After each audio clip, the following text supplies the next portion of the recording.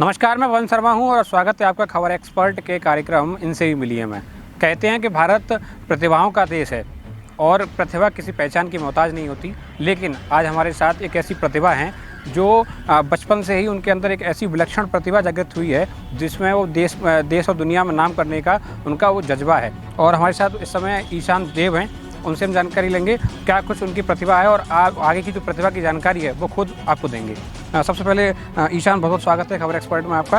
और मैं जानना चाहता हूं कि ईशान, ये आपको जो कवि की जो प्रतिभा आपके अंदर जागी है, ये कहां से आपको इसका प्रेरणा मिलती है इसके लिए?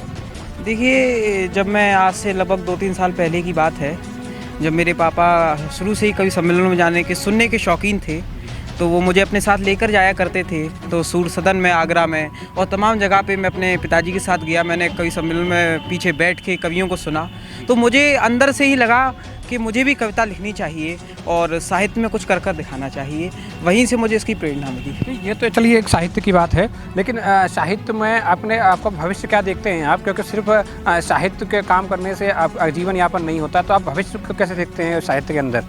मेरा देखिए मानना ये है, ये बात बिल्कुल सही है, सिर्फ साहित्य से ही नहीं, मैं साहित्य के साथ साथ मैं साहित्य की सेवा करना चाहता हूँ। मैं हिंदी की सेवा तो करना ही चाहता हूँ, साथ में मैं देश और दुनिया के अंदर किसी एक बड़े पद पर रहकर भी, चाहे वो प्रशासनिक सेवा हो, चाहे वो लेक्चरर हो, किसी बड़े पद पर रहने के साथ साथ मैं साहित्य की सेवा करना चाहता हूँ। पढ़ाई कर रहे होंगे आप? कौन सी क्लास में, क्या कर रहे हैं? मैं 7th में हूँ, मेरी उम्र 12 वर्ष है, मैं 7th क्लास में हूँ, इसको सेंट जॉर्ज स्कूल में पढ़ता हूँ। बिल्कुल, ईशान की उम्र 12 वर्ष है और 7वीं कक्षा के वो छात्र हैं। और विलक्षण प्रतिभा यह है कि हज़ारों लोगों की भीड़ में वो अपने काव्य का मंचन करते हैं। और आपके सामने भी मैं ईशान से चाहूँगा कि वो 4 लाइनें कुछ अपने अंदाज में आपको सुनाएंगे। जैसा आपने आग्रह किया कि मैं एक मुक्तक आपके बीच रखता हूं, जो मैंने हाल ही में लिखा था, जो मैंने अभी लिखा कि मैं कवि क्यों बना, कि कवि बनना, कि साहित्य की सेवा करना मेरा लक्ष्य ध्रुवी बन गया, कि साहित्य की सेवा करना मेरा लक्ष्य ध्रुवी बन गया। साहित्य मेरा जीवन, हिंदी मेरी अभी बन गया। और जब इस समाज में संस्कारों को नष्ट होते देखा तो लेखनी उठा के मैं कवि बन गया। विचारों से जो निकला जो पंक्ति होती है और आदमी सामने वाले के मन को वो जागृत कर देती है, उसके मन को परिवर्तन कर देती है और वही कविता बन जाती है। तो संस्कार को लेकर और देश सेवा के जज्बे को लेकर ईशान इस क्षेत्र में हैं। और ईशान, मैं आपसे जानना चाहता हूँ कि आज के समय में देखते हुए आपको इस कविता और काव्य कितना ज़रूरी मानते हैं आज के समय के युवाओं के लिए, आज के समय के जो लोग अपने पथ से विचलित होते जा रहे हैं उन लोगों के लिए? देखिए, मैं मानता हूं कि आज की जो युवा पीढ़ी है उसके अंदर संस्कार होना बहुत ज़रूरी है। और शायद इसलिए यही मेरा उद्देश्य है कि मैं जो आम जनता है, जो हिंदुस्तान की जो युवा पीढ़ी है, जिनमें से कोई आगे चल के कलाम, कोई लता मंगेशकर, कोई बड़े बड़े लोग बनेंगे, मैं चाहता हूँ उन सबके अंदर संस्कार रहें। क्योंकि और संस्कार में ये समझता हूँ कि हिंदी से आते, शायद इसलिए मैं ये अपना सौभाग्य मानता हूँ। मैं ये नहीं कहता मैं कवि, मुझे बस साहित्य की समझ भगवान ने देने का प्रदान किया, मैं उसके लिए उनका धन्यवाद करता हूँ।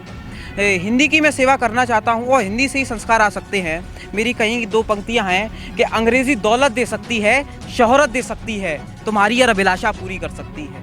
अंग्रेज़ी दौलत दे सकती है, शोहरत दे सकती है, तुम्हारी हर अभिलाषा पूरी कर सकती है, लेकिन इतना याद रखना, हिंदी बोलने वाले लोगों, संस्कार सिर्फ राष्ट्रभाषा दे सकती है। बिल्कुल, संस्कार सिर्फ राष्ट्रभाषा से आते हैं और भारत की जो राष्ट्रभाषा है उसको हिंदी मानते हैं और हिंदी के लिए लगातार जोर दिया जा रहा है। और ऐसे में ही ईशान देव अपनी भरपूर कोशिश कर रहे हैं कि इस भारतीय सभ्यता को बनाए रखें और संस्कृति उनके बीच बनाए रखें। ईशान, जब मेरे आपके पिताजी से मेरी बात हुई थी तो उन्होंने कहा था कि आपकी एक कविता बहुत ज़्यादा फेमस हुई है और उस कविता को मैं चाहूँगा कि आप इस पटल पर रखें। बिल्कुल, मैं रखता हूँ। मेरी कविता थी हिंदी पे, जो मैंने लिखी थी, वो काफ़ी वायरल कविता रही है। उसके अंदर मात्र 10-15 दिनों में 10 लाख व्यू आए हैं। वायरल कविता रही मेरी, मैं वो रखता हूँ।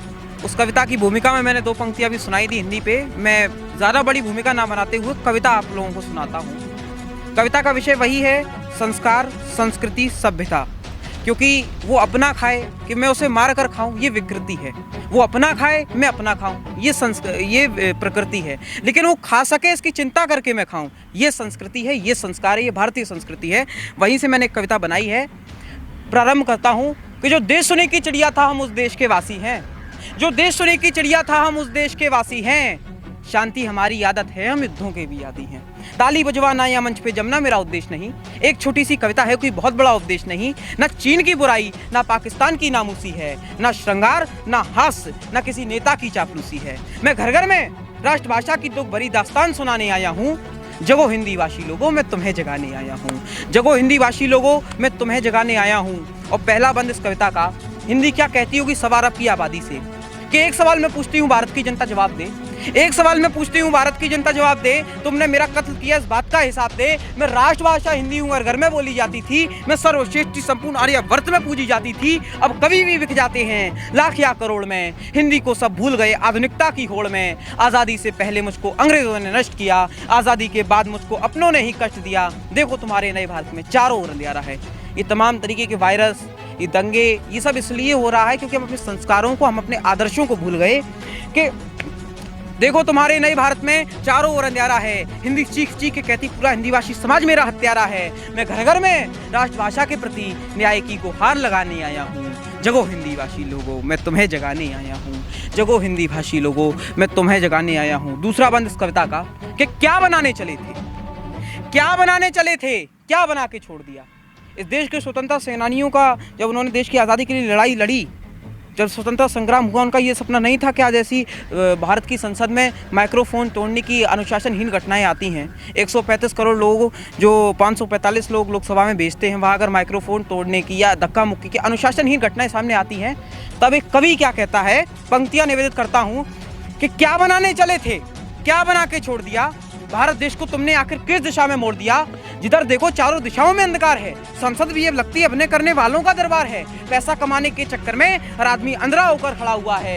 अखबार उठाकर देख लो, बलात्कार हत्याओं की घटनाओं से भरा हुआ है। मुझको लगता है कि भारत दुनिया का 8वां अजूबा है। मासिक 1 लाख कमाने वाला अधिकारी भी रिश्वत का भूखा है। और भारत की जनता हिंदी के प्रति उद्बोध नहीं हो सकती है।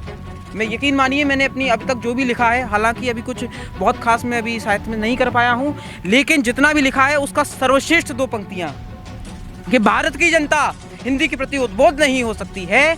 कितने भी आधुनिक हो जाओ, रोटी गूगल से डाउनलोड नहीं हो सकती है। मैं घर घर में संस्कृति बचाने की गुहार लगाने आया हूँ। जगो हिंदी भाषी लोगों, मैं तुम्हें जगाने आया हूँ। जगो हिंदी भाषी लोगों, मैं तुम्हें जगाने आया हूँ। आखिरी बंद इस कविता का, आखिरी बंद है कि गांधी के विचारों वाला देश था ये, गांधी के विचारों वाला देश था। अनेकता में एकता का प्रवेश था।